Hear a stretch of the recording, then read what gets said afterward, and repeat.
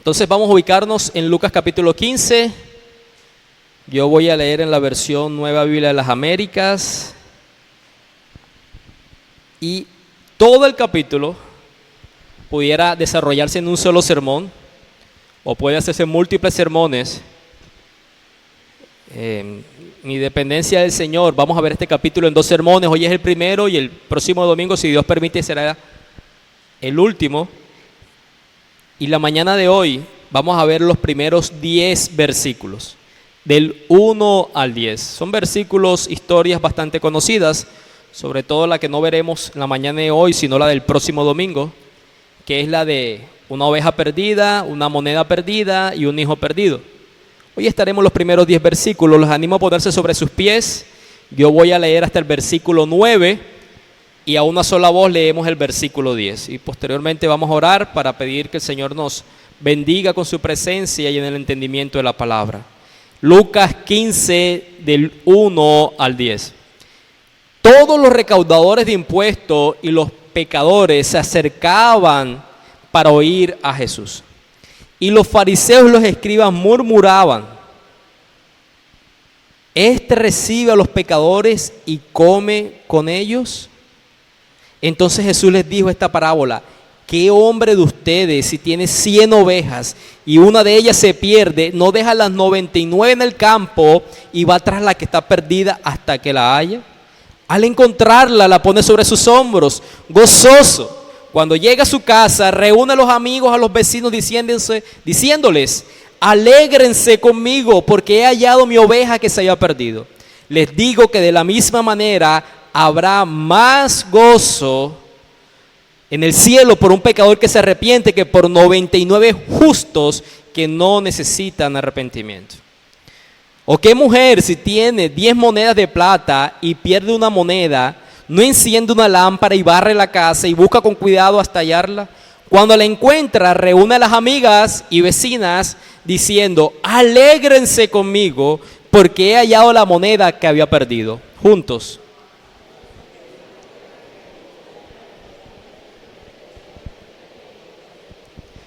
Que se arrepiente. Vamos a orar.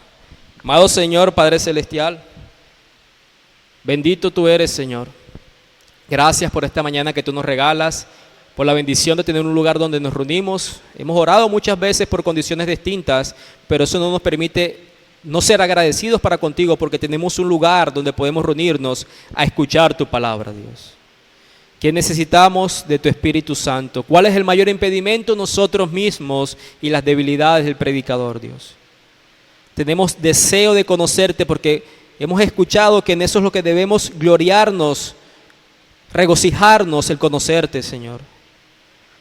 Recordamos las palabras del apóstol Pablo. Él tenía todo por basura con tal de hallar a Cristo, de regocijarse en Él, de experimentarla a Él, Señor. Esa es nuestra petición esta mañana, que a medida que avancemos en este texto podamos verte y que al verte seamos transformados y nuestros sentimientos sean renovados, que nos podamos alegrar, como dice este texto, Señor, por las obras que tú haces en pecadores como los que aquí estamos presentes, Señor. Creemos, Padre, que tu Espíritu Santo, Señor, aplica todo su poder a medida que la palabra está enseñada. Y clamamos a eso para la renovación de nuestra mente y para salvación donde no hay vida espiritual en esta mañana. Bendícenos, Señor, por los méritos de Cristo. Amén y amén. Pueden sentarse, querida iglesia. Aunque leímos los primeros 10 versículos, hay una idea central en cada una de las historias que la puede encontrar en el versículo 6, la puede encontrar en el versículo 9 y en el versículo 32, y es acerca de el gozo y la alegría cuando un pecador se arrepiente. En este caso es cuando se encuentra lo que se había perdido. Y ese es el título del sermón: alégrense conmigo, según la versión que yo tengo de las Nuevas Biblias de las Américas, frase que está en el versículo 6 y frase que está en el versículo 9. Alégrense conmigo. Yo no soy ustedes saben que el don de la música no vino conmigo, que no coordino ni las palmas, pero me encanta esa canción que dice: hay gozo en la casa de Dios. y quisiera tararearla, pero yo sé que los confundiría más. Alégrense, hermanos. Como les conté, esta mañana veremos los primeros 10 versículos. En el capítulo 15 Jesús va a contar 3 historias. 2 leímos en esta mañana. La primera de estas historias está en los versículos 4 al 6. La segunda de estas historias está en los versículos 8 al 9. Y la tercera de esas historias está en los versículos 11 al 32. Y entre las 3 hay una conexión. Pero como les dije desde el inicio, solamente vamos a ver las 2 primeras historias. La próxima, si Dios permite, lo veremos en el próximo domingo, pero es importante ver la conexión que cada una de ellas mantiene para comprender esa última historia. Esa última historia, la que conocida como la parábola del hijo pródigo, quizás con la parábola del buen samaritano, son como las más conocidas por parte del mundo acerca de la historia de eso. Yo no sé si usted sabe que hasta canción han sacado de esta historia del hijo pródigo, pero llegaremos ahí el próximo domingo. Aquí hay una lección en común que Jesús quiere reafirmar con cada una de las historias que Él cuenta. Y es importante que para nosotros podamos notar esa conexión en cada una de ellas. Los 2 primeros versículos de este capítulo nos dan el contexto de por qué Jesús cuenta estas historias. No es meramente que Él no tenía más nada que hacer, que Él fuera se me olvidan las palabras, personas que narran cuentos. En la ciudad donde yo estudié en Bucaramanga era muy común ver personas que llegaban a los parques, a los buses y te contaban una historia. Eso tiene una palabra que se me acaba de olvidar en este momento. El hecho es de que Jesús no era un contador de historias itinerante. Él tenía propósito particular de predicar el evangelio, porque a eso había venido. Y cuando él utilizaba este recurso literario de las parábolas, tenía un propósito particular en ellos. El contexto, ¿cuál es? Se nos dice que él estaba comiendo con algunos que eran considerados impíos, recaudadores de impuestos y pecadores, y estaban otros, los religiosos de Israel de esa época, los escribas y los fariseos, y los segundos se molestaban con Jesús porque él compartía tiempo con los primeros. Para los fariseos, alguien que se identificara como profeta de Dios, asociarse con esa clase de personas impuras e impías, ponían en duda tu propio carácter. Y tus propias afirmaciones, tus propias enseñanzas podían estar puestas en duda. Eso es como si nos pusiera en duda el día de hoy nuestro cristianismo porque se nos ve hablando en algún lugar público con alguien que abiertamente no es cristiano. En múltiples ocasiones de este texto, este pasaje, Jesús va a resaltar la importancia que tiene el arrepentimiento de los pecados por todo aquel que se ve a sí mismo como pecador, y va a resaltar, que es la idea central, la respuesta o la actitud de Dios frente a aquella persona que se arrepiente de sus pecados. El título deja ver cuál es esa actitud de Dios cuando habla de alégrense conmigo. Vamos a ver también la gracia de Dios, cómo Él manifiesta esa gracia cuando Él mismo busca y encuentra a esos pecadores que se hayan perdidos. Este pasaje, si pudiéramos tenerlo en resaltador, pudiéramos ver cómo sale y brilla la misericordia de Dios, el amor de Dios y la gracia de Dios. Y estos atributos de Él lucen frente a pecadores arrepentidos. A pesar de lo que el pecador ha hecho, a pesar de lo que el pecador debería recibir, Dios los recibe cuando ellos son conscientes de la necesidad que tienen de Dios. Pero también este texto nos va a revelar el corazón, una vez más, de los fariseos. Cuando hemos compartido el evangelio consecutivamente, hemos podido ver la dureza de estos hombres, que aún se molestaban que alguien fuera beneficiado porque era el día sábado, el día que no se podía, según ellos, sanar a alguien. Aquí vamos a ver la dureza del corazón de ellos frente al acercamiento de Jesús a personas que necesitaban de esa gracia. Va a ser evidente porque ellos se percibían como justos y no se alegraban cuando Dios concedía ese arrepentimiento, que ellos no tenían el corazón de Dios, me refiero a los fariseos, y que no lo tenían porque no le conocían. Esta clase de personas que se identificaban con Dios y según ellos estaban enlistados en las filas del servicio de Dios, en su respuesta frente a los pecadores que se acercaban a Jesús, evidencian que no tenían a Dios en su corazón y que no le conocían. Dicho sea de paso, yo creo que eso le puede hacer pensar que nuestra actitud frente al pecador que se arrepiente va a evidenciar nuestro corazón fariseico o nuestro corazón que le pertenece a Dios. ¿Qué quiero que hagamos esta mañana? Es una historia, es una narrativa, la podemos ir compartiendo consecutivamente, pero quiero que podamos comprender 4 verdades, 4 pequeños puntos que nos permitan, nos ayuden a reflexionar sobre este texto y sobre todo que vengan a ser aplicativos para nuestra vida. El primero de ellos es: Jesús recibe a los pecadores.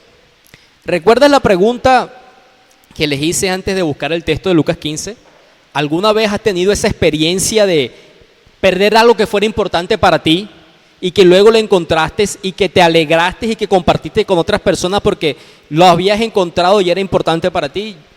Yo quisiera brevemente, en mi caso, de las muchas cosas que he podido encontrar que se me hayan perdido, quizás recuerdo a mis 17 años, más o menos, teníamos una mascota, era mi única, bueno, mi segunda mascota y mi última. Después de eso, que esa mascota murió, ese perrito murió, no quise tener más. Se perdió por 3 meses de nuestra casa. Recuerdo que estábamos en el grado de mi hermana de la universidad en Bucaramanga y la vecina nos llamó a la 1, 2 de la mañana para contarnos que el perrito había regresado a la casa, que ellos venían llegando de una fiesta, que lo vieron tratando de entrar a su casa. Y ella lo vio tan temblando, tan asustado, que el perrito estaba oliendo terriblemente. Imagínense, en 3 meses estando perdido, que ella lo recibió en su propia casa porque donde nosotros no había nadie. Y yo recuerdo la inmensa alegría de nuestra vecina al querer compartir esta noticia y por supuesto la inmensa alegría de nosotros. Lo que les quiero decir con esto es que es una experiencia común en la vida. Y Jesús toma esa experiencia común, la de que algo que se pierde y es encontrado y produce alegría, para traer un uso espiritual muy importante. De eso tratan las historias: una oveja que se pierde, una moneda que se pierde y un hijo perdido. Y en todos los 3 casos es encontrado. Y la respuesta al encontrarlo es la alegría. Como la historia del perrito que yo le conté y espero que se haya alegrado conmigo cuando la contara. Y él va a dar un uso espiritual. Jesús estaba siendo, recuerden, criticado por los escribas y por los fariseos porque él se asociaba con recaudadores de impuestos y pecadores. Estas eran las personas que eran los recaudadores de impuestos y los pecadores, eran despreciadas como personas inmorales, indignas e impuras, y se consideraba que estaba por debajo de un profeta del Señor asociarse con esta clase de personas.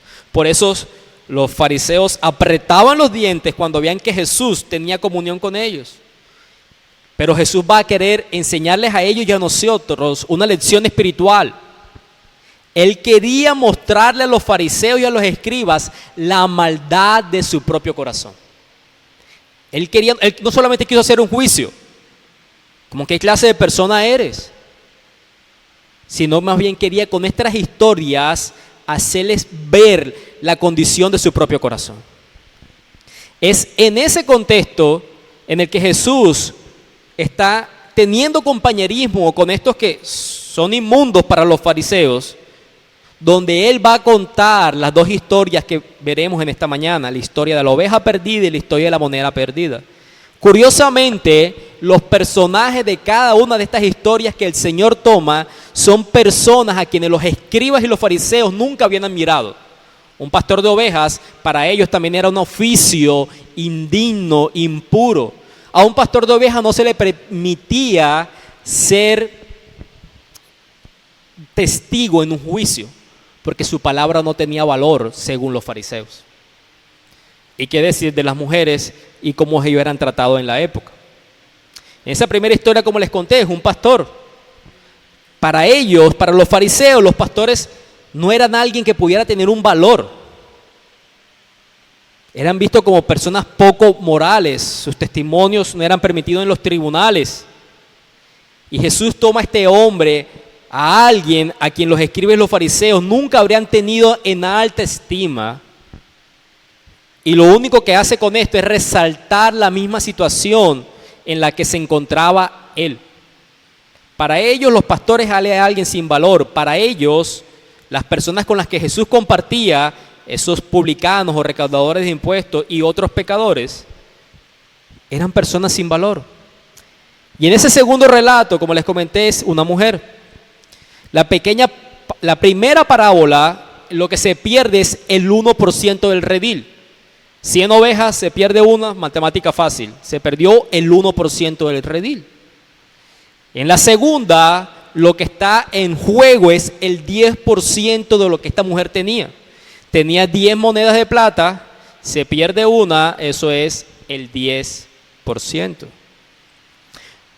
Una moneda de plata en ese entonces equivalía al salario de un día de trabajo en el mundo antiguo. En esta parábola Jesús está describiendo prácticamente una mujer indigente, porque lo que está diciendo es que esta mujer es todo lo que tiene, como si fuera la única posesión que ella tiene. Tiene 10 monedas de plata, los ahorros de toda su vida. Esos ahorros de toda su vida o la liquidación de todo su trabajo equivalían a 10 monedas, es decir, al salario de 10 días.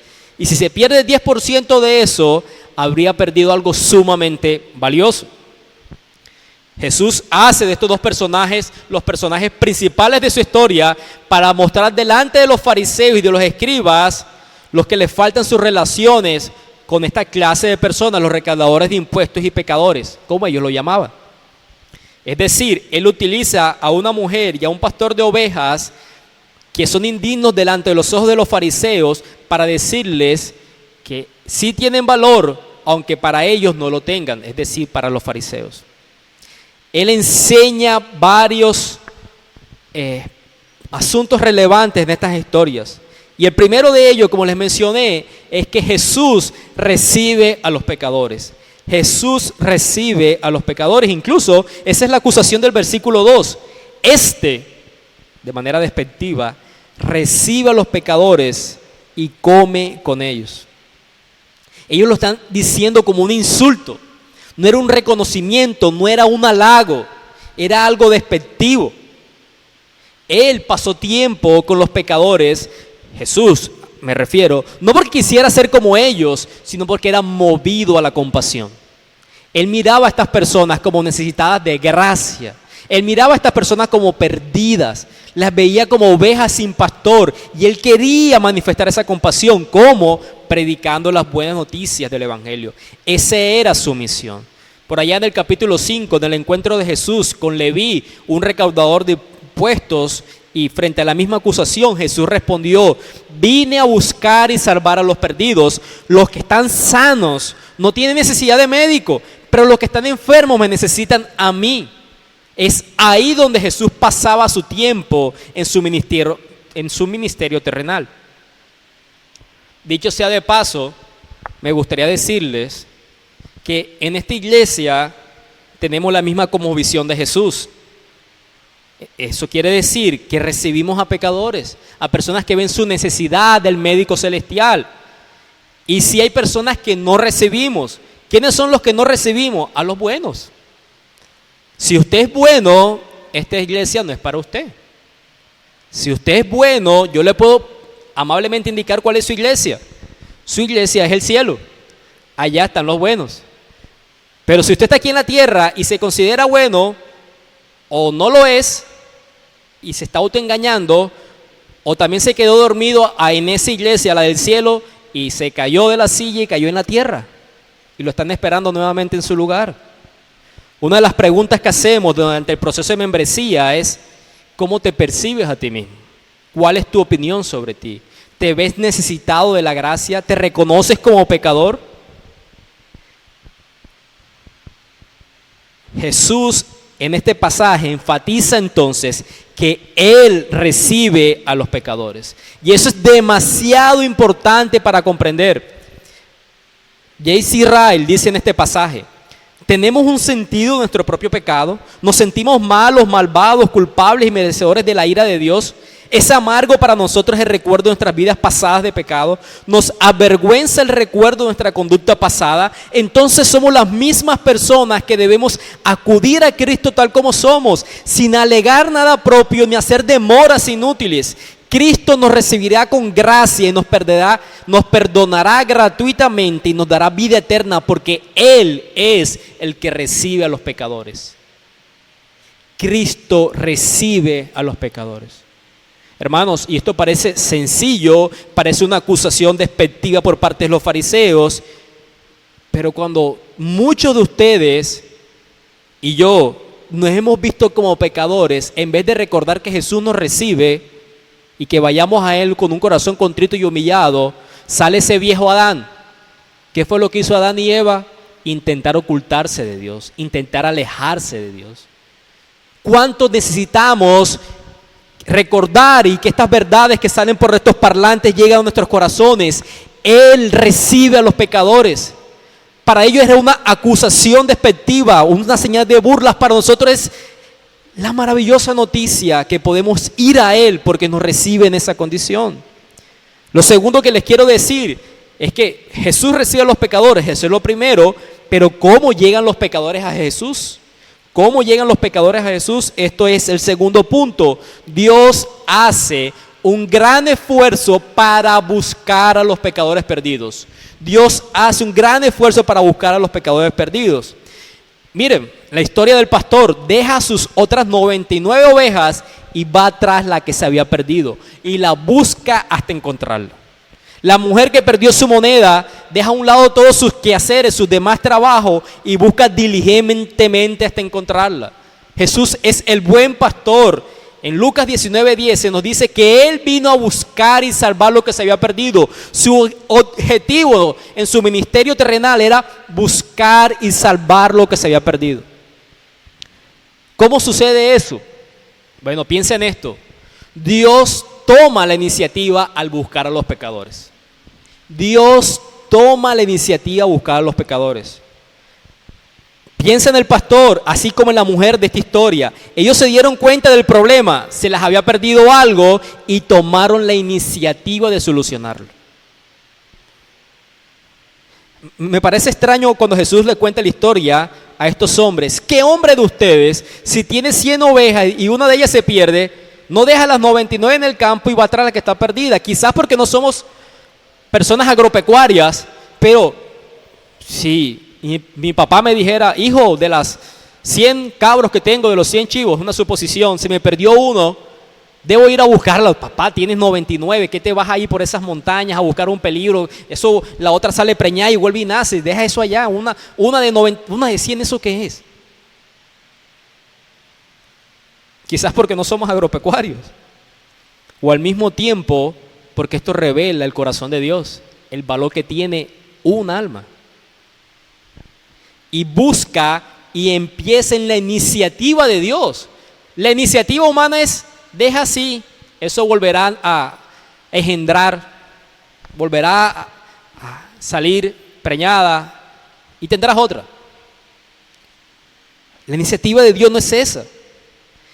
La razón por qué esa oveja fue encontrada y esa moneda fue encontrada, la única razón fue porque el pastor y la mujer iniciaron una diligente búsqueda de ellos. Hermanos, y las escrituras son claras en que si somos salvos es porque el Señor tomó la iniciativa, no nosotros. Esa iniciativa surge de su gran amor y de su gran compasión. El apóstol Pablo dijo: Él nos escogió en Él antes de la fundación del mundo. Efesios 1, versículos 4 y versículo 5. En amor nos predestinó para adopción como hijos suyos por medio de Jesucristo, según la bondadosa intención de su voluntad. Romanos 5:8. Dios muestra su amor para con nosotros en que, siendo aún pecadores, Cristo murió por nosotros. ¿Y qué tan relevante es de que Él tome la iniciativa como este pastor y como esta mujer? Es que si la salvación dependiera del hombre, adivine cuántos serían salvos. Pero como la salvación depende de Dios, Podemos decir amén y tenemos esperanza para nosotros y para los que todavía están cerca de nosotros, no han sido alcanzados por Dios. La iniciativa es de Dios. Gracias a Dios, Él con amor toma la iniciativa, Él inicia la búsqueda enviando a Cristo a morir por nuestros pecados mientras estábamos descarriados de su redil. Lo segundo también podemos pensar es que Dios asume el costo personal de la búsqueda. Dios mismo asume el costo personal de la búsqueda. En el caso del pastor, tuvo que tomarse un tiempo necesario para buscar a su oveja perdida. Tuvo que exponerse a los peligros del desierto y a los peligros del clima. Si tuvo que encontrarse con depredadores, con lobos o con leones que acechaban a su oveja, él también tenía que enfrentarlos a ellos, a esos peligros para rescatar a su oveja perdida. Seguramente tuvo que pasar sin dormir alguna noche porque entre más tiempo permaneciera perdida su oveja, mayor el riesgo de que nunca pudiera rescatarla y encontrarla. En el caso de la mujer y su moneda, todo se detuvo hasta que ella empezó a buscarla diligentemente. Sus quehaceres en la casa tuvieron que pararse, pospuso la preparación de su comida, quizás no fue al pozo a sacar agua, ni a charlar con sus vecinos como se hacía en la época, no fue quizás al arroyo a lavar la ropa. Su única concentración era buscar esa moneda perdida sin importar cuánto esfuerzo le costará. Y yo aquí, esta es una opinión muy humana, muy mía, muy de pastor, que me parece muy interesante que el Señor utilizara a una mujer para buscar algo que se había perdido. Y no a un hombre, que se haya perdido algo dentro de la casa, quiero decir. Aunque no lo crean, esto es un halago para ustedes, damas. Porque los varones somos esos que vamos a buscar algo que no encontramos y le decimos a nuestras esposas, a nuestras madres, ¿dónde está eso que estoy buscando? Y ella no, ahí está, no, ya yo busqué, busca bien, tú vas y buscas y ella viene y te dice, sí, mira que aquí está, y ella lo encuentra. Y tú te preguntas, pero si yo busqué y no estaba y ella vino, sí está, ¿cómo llegó eso ahí? Yo estoy seguro que no estaba, de alguna manera llegó, tú lo pusiste. En esos días que se celebra, como dicen los rumores, el Día del Hombre, me encantó una de esas imágenes que llamamos memes, que decía, feliz día de los que nunca encuentran nada. ¿Será porque me identifiqué con eso? Las mujeres son muy buenas para buscar. Dice el texto que esta mujer enciende una lámpara, barre la casa y busca con cuidado. Eso luce distinto en las mujeres que en los varones. Pero es una descripción de la clase de búsqueda que hace Dios de los pecadores. Una búsqueda minuciosa, no superficial, profunda, detallada, sin descanso, con esfuerzo, como el pastor y como esta mujer. El punto es que el pastor y la mujer hicieron todo lo necesario, por costoso que fuera, para encontrar la oveja o la moneda perdida. Pero en el caso de nuestra salvación, el costo fue mucho mayor, porque dice Romanos 8:32 que Dios no escatimó a su propio Hijo, sino que lo entregó por nosotros. Jesús no se aferró egoístamente a la gloria, a la belleza, al consuelo del cielo, sino que dejó al lado sus derechos y vino a esta tierra, no como el rey poderoso, sino como un siervo humilde para dar su vida en rescate por muchos, como dice Marcos 10:45. Él soportó voluntariamente el abuso de hombres arrogantes a quienes podría haber eliminado de la faz de la tierra con una palabra para asegurar la salvación de sus ovejas. El costo de la búsqueda lo asume Dios, nunca la oveja, ni en este caso ni la moneda. Otro pensamiento es, Dios persigue a los pecadores perdidos hasta que los encuentra y los asegura. Él no solo tiene la iniciativa, Él no solo Él paga el costo, sino que lo que inicia, lo culmina, los encuentra y los asegura. El pastor buscó sin descanso hasta que al fin encontró a sus ovejas. La mujer no se rindió hasta encontrar esa moneda perdida. De la misma manera, el buen pastor va tras cada oveja que su padre le ha dado para que ninguna se pierda. Juan 17:2, 6 y 9. ¿Para qué? Para que todos sean llevados sanos y salvos a su redil. Si tú eres salvo, si tú eres creyente, sabes, y ya lo hemos dicho y lo has experimentado, que no es porque tú estabas buscando a Dios diligentemente, sino porque Dios te buscó y siguió buscando hasta que te rescató de tu pecado. Yo recuerdo la persona que me evangelizaba, que literalmente me daba con una Biblia en la cabeza por mi testarudez. Y yo recuerdo cómo ofendí a esa persona de muchas maneras y cómo esa persona nunca dejó de amarme mientras me predicaba y oraba por mí. ¿Qué hay detrás de eso? Dios mismo, inquietando el corazón de otra persona que te busca, que te llama, que te dice, reconcíliate conmigo. No es la voluntad humana, es la voluntad de Dios por medio de la voluntad del hombre, rescatando a sus perdidos. Él persigue hasta encontrarlos y asegurarlos. Cuando el pastor encontró a la oveja, nos dice la historia que no cogió y la regañó o sacó un látigo para llevarla de regreso al redil. Nos dice la historia que la pone sobre sus hombros gozosos. No regañó a la oveja. Probablemente la oveja estaría berreando, asustada de ser separada del rebaño del pastor. Quizás cuántos días habían pasado, quizás cuántas tormentas, quizás escuchando el ruido de los devoradores. Y cuando vio a su pastor, percibe que ese pastor se arrodilla, se agacha, la abraza, la limpia, la recoge, la agarra por las patas, la pone sobre su cuello y la sujeta bien hasta llevarla a la casa. Adivinen qué hace el pastor si la suelta. ¿Saben para qué son buenas las ovejas? No piensen que para la lana, para perderse. Son animales inútiles. Como en algún momento les dije, cuando la Biblia nos habla de que somos ovejas, tenemos esa imagen de los peluchitos blancos, bonitos, al tipo algodón, que se ven tiernos. Pero así no lucían y no lucen las ovejas cuando este libro fue escrito. Animales tercos, duros, torpes es la palabra adecuada. Y esa es la descripción de nosotros.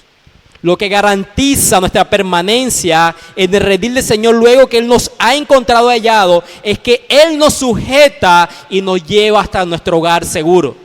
El que empezó la buena obra en nosotros la terminará hasta el día de Cristo venir.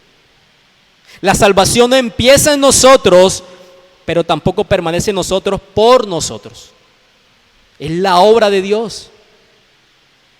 Nuestra esperanza entonces no se halla en que nosotros nos aferremos al buen pastor, sino que Él se aferra a nosotros. Él nos eligió como suyo antes de que el tiempo empezara. Él envió a su Hijo para asegurar tu redención por su sangre. Envió al Espíritu Santo para perseguirte con la buena noticia de que Cristo murió por tus pecados. Él te buscó hasta que te encontró y te rescató de tu condición desesperada. ¿Tú crees que después de todo ese esfuerzo que te permitiera volver de tus pecados, va a dejar perderte otra vez? Es imposible si somos de su redil. Oh sí, mi vida no luce muchas veces que pertenezco a ese redil. Que tengas ese pensamiento, sobre todo cuando vas a su palabra, es la evidencia que Él sigue atrayéndote hacia Él, diciéndote, eres pecador, pero aquí está la gracia que tú necesitas. ¿En quién? En mí, en Cristo. Esa es nuestra esperanza. En que Él nos busca, nos halla hasta encontrarnos y nos sujeta y nos agarra para no perdernos. Él evitará que caigas y quedes en el camino. Y antes de pasar al tercer punto, déjame darte una aplicación a manera de pregunta. Si Dios hace ese gran esfuerzo para buscar a los pecadores perdidos, si Él busca así a los pecadores perdidos, ¿no deberíamos hacerlo nosotros? Si nuestro Señor vino del cielo para buscar y salvar a los perdidos, ¿no deberíamos orar con mayor frecuencia, Señor, úsame como un instrumento para buscar a esos perdidos con las buenas nuevas?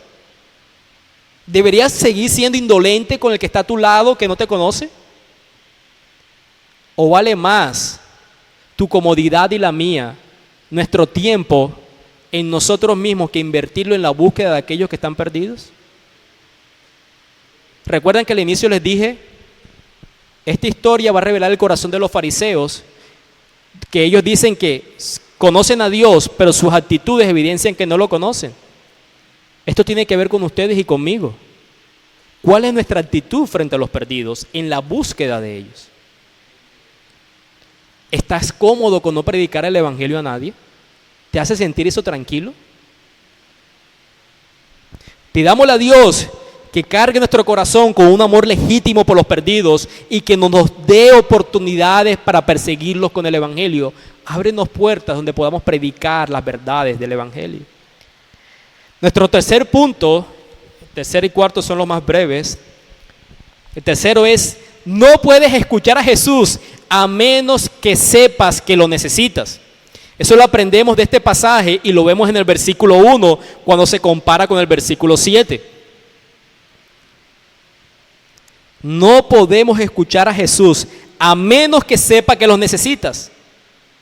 Nuevamente, no puedes escuchar a Jesús a menos que sepas que lo necesitas.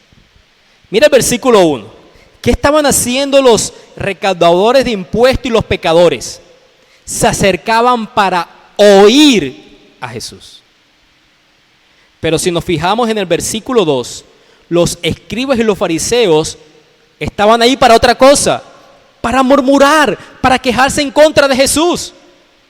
Y si vemos en el versículo 7, es muy claro y evidente que los escribas y los fariseos se consideraban justos, mientras que los recaudadores de impuestos eran pecadores. Versículo 7 dice: les digo que de la misma manera habrá más gozo en el cielo por un pecador que se arrepiente que por 99 justos que no necesitan arrepentimiento. En pocas palabras, los escribas y los fariseos no escuchaban a Jesús, y no escuchaban a Jesús porque ellos no pensaban que lo necesitaban. Mientras que los recaudadores de impuestos y los pecadores lo escuchaban porque comprendían que necesitaban de esas palabras de vida eterna que Cristo daba. Ahora, cuando Jesús está diciendo: no hay mayor alegría por un pecador que se arrepiente que por 99 justos que no necesitan arrepentimiento, ¿tú crees que él usa esa afirmación para decir que en este mundo hay personas que son justas y que no necesitan arrepentirse? Oye, mira, es que hay una clase de personas que necesitan arrepentirse, pero hay otra clase de personas que no lo necesitan. ¿Crees que apunta a eso? No, claro que no. Lo que él está diciendo más bien es: hay personas en el mundo que no creen que necesitan arrepentirse y que piensan sobre sí mismos que son justas y que no necesitan a Dios. Hay personas en este mundo que no creen que necesitan a Jesús. Y por lo tanto, eso nos responde a la pregunta: ¿por qué es que no van a Jesús? Porque ellos no creen que sea necesario. Como los que vamos a los médicos, porque nos percibimos enfermos. Las palabras de Jesús son locuras para todos aquellos que no comprenden que necesitan a Jesús. En este pasaje es claro que estos publicanos y pecadores que vienen a tener comunión con Jesús, a comer con Él, querían escucharle porque entendían su necesidad y anhelaban lo que solo Él puede darles a través de su vida y de su muerte en la cruz. Ellos estaban atentos a cada palabra, pero los fariseos estaban atentos para murmurar y criticar y ofenderse con Dios. No escuchaban porque no comprendían su necesidad. Pregunta aplicativa: ¿entiendes tu necesidad? Tú puedes estar aquí en esta mañana aún ofendido con Dios porque Dios no te ha concedido lo que tú quieres. Te busco para esto y no me lo has dado. Vienes a murmurar contra Él, a criticarla a Él. O puedes venir, como miraremos más adelante, sin poder levantar los ojos al cielo porque te ves tan indigno que sabes que no puedes mirarle. A esos Dios les habla en esta mañana. A los que se perciben a sí mismos como necesitados de Cristo. Y nuestro último punto es: Dios mismo se regocija por los pecadores que se arrepienten. Esa es la idea central de cada una, de todas las historias. Tú ves eso en los versículos 7, en el versículo 10 y lo miraremos en el versículo 32. Es la idea central de las tres parábolas. Jesús dice: Así también les digo que hay gozo delante de los ángeles de Dios por un pecador que se arrepiente. ¿Y cuál es el punto de ese regocijo, de esa alegría delante de Dios o de los ángeles con Dios? Jesús les estaba diciendo a los líderes religiosos, ¿qué les pasa? Ustedes se quejan cuando buscan a los perdidos, pero todos los ángeles se alegran en el cielo. Con razón Jesús muchas veces llamó a los fariseos hijos del diablo. Cada vez que Cristo encuentra a alguien que está perdido y lo trae consigo, los ángeles se alegran y el diablo se queja.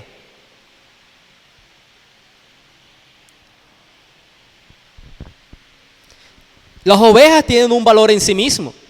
El dinero es valioso por el uso que podemos darle a él, pero no dejan de ser cosas. Las ovejas y el dinero no pueden compararse con el valor de un ser humano. ¿Usted recuerda la historia que yo le conté? Y que le pregunté, ¿has tenido esa experiencia humana de encontrar algo que se te haya perdido? ¿Y te has alegrado cuando encontraste eso? ¿Sucede igual en tu corazón cuando ves que Dios encuentra a alguien, a un pecador que se arrepiente? ¿Se produce en ti la misma alegría cuando ves que Dios rescata a un pecador que se hallaba perdido? ¿Que cuando has experimentado esa alegría de encontrar lo que se te había perdido? Como en mi caso, una mascota. A manera de aplicación, otra pregunta. Si Dios se regocija tanto cuando los pecadores se arrepienten, ¿no deberíamos hacerlo nosotros? Las cosas que nos hacen felices reflejan nuestros valores o lo que consideramos que es importante. Nos alegramos cuando nuestras acciones son reconocidas por los demás. Nos alegramos cuando compramos algo nuevo. Pero cuando escuchamos que un pecador es salvo, decimos, wow, qué alegría, Dios, vemos tu poder actuar. Ustedes conocen la historia de esta iglesia. Llegamos a una casa en el barrio de Don Alberto, donde la sala era mucho más pequeña que esa oficina. Cuando yo llegué habían 10 personas. Nos mudamos en febrero acá. Y el crecimiento de esta iglesia se ha dado de a uno en uno, de a dos, de a tres. Y gloria a Dios por eso. Lo que quiero decir es, en nosotros hay alegría cuando hemos visto que alguien llega y sigue y quiere caminar con el Señor. Cuando decide hacer una profesión pública de fe bautizándose. Cuando decide invertir su tiempo y vemos cómo el Señor está transformando a esta persona que era un vil pecador como usted y como yo. Eso es de alegría para nosotros.